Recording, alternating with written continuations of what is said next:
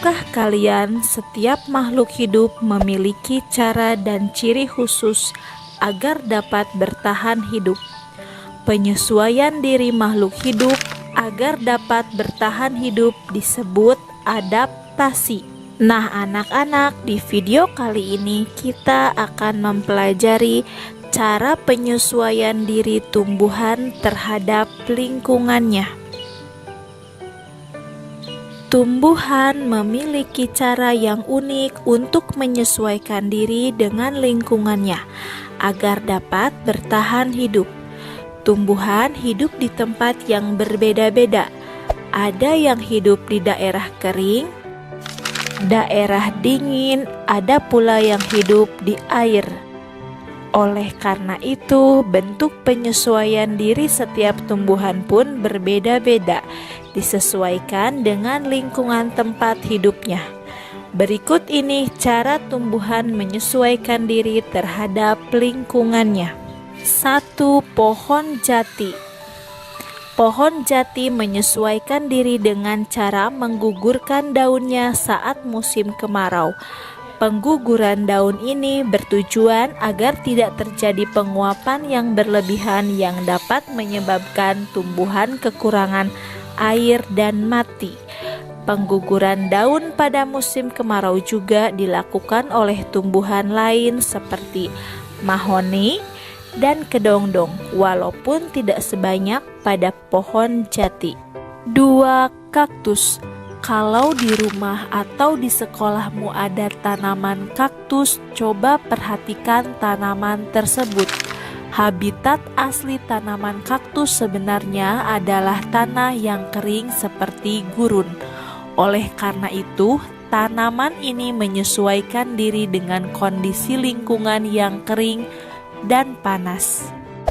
Kaktus dapat bertahan hidup di daerah gurun karena mampu mengatur penggunaan air secara efektif. Hal tersebut dapat terjadi karena kaktus memiliki beberapa ciri-ciri khusus. Berikut ini beberapa ciri khusus kaktus. 1. Batang tebal karena tersusun atas jaringan spon. Jaringan spon di dalam batang menyebabkan kaktus mampu menyerap air hujan dalam jumlah yang banyak sebagai persediaan pada musim kering. Selain itu, pada permukaan batang terdapat lapisan lilin untuk mencegah penguapan. 2. Akar yang panjang dan banyak. Akar kaktus berukuran panjang dan banyak, menyebar beberapa sentimeter di bawah permukaan tanah. Akar mempercepat kaktus untuk menyerap air hujan yang sesekali turun. 3. Daun berbentuk duri. Bentuk daun kaktus berupa duri sehingga dapat mengurangi penguapan. Selain itu, duri-duri tersebut dapat menangkap titik-titik embun sehingga melindungi kaktus dari kekeringan. Duri juga berfungsi sebagai alat pertahanan dari hewan pemakan daun. 3. Teratai. Teratai merupakan tumbuhan air. Akar dan batang teratai terdapat di dalam air, sedangkan helaian daunnya mengapung di permukaan air. Bunga teratai tampak menyembur keluar dari permukaan air. Meskipun terendam di dalam air, teratai bisa hidup dan tidak mudah busuk seperti tumbuhan lainnya. Hal tersebut karena teratai memiliki ciri khusus yang membantu mengatasi kelebihan air pada tubuh. Berikut ini ciri khusus yang dimiliki teratai.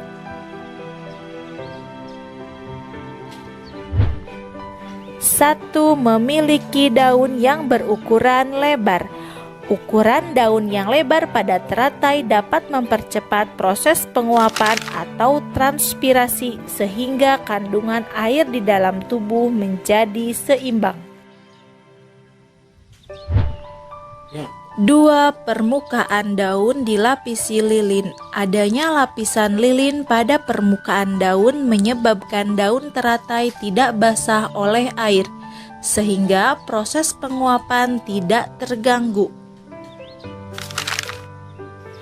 3. Memiliki banyak rongga udara pada akar dan batangnya. Rongga-rongga udara pada akar dan batang teratai berfungsi sebagai alat pelampung bagi teratai sehingga daun tetap berada di permukaan air dan tetap terjadi fotosintesis. Selain itu juga mempermudah pertukaran udara di dalam tubuh.